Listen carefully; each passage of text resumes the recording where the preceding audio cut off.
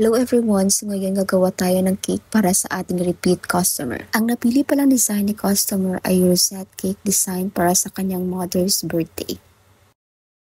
So ngayon, naghahalo ako ng light pink para maging base ng ating mismong cake para if ever na merong gap between roses natin, hindi masyadong halata since pink na yung mismong base natin. Yung design pala ng cake natin ito is from dark pink sa baba to light pink pataas.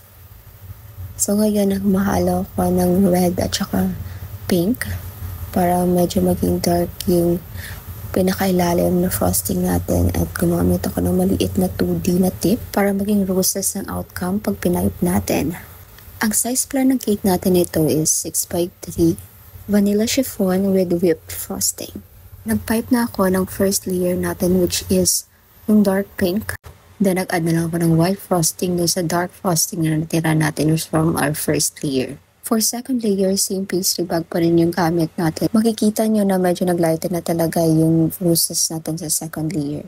For the third layer, same process pa rin yung gagawin natin. Mag-add na lang tayo ng white frosting dun sa natirang frosting natin sa second layer. At dito sa third layer, makikita mo na talaga yung pa-ombre effects ng roses natin. Then for the top layer, dinamihan ko na lang yung white frosting na inad ko dun sa pink frosting na natira natin sa third layer.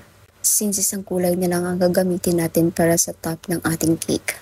Ito naglagay na rin ako ng edible pearls para sa accent ng cake natin. Na rin pala ako ng printed cake topper para sa dedication na ipinalagay ni customer. And ito na ang finished product natin. Thanks for watching. Bye!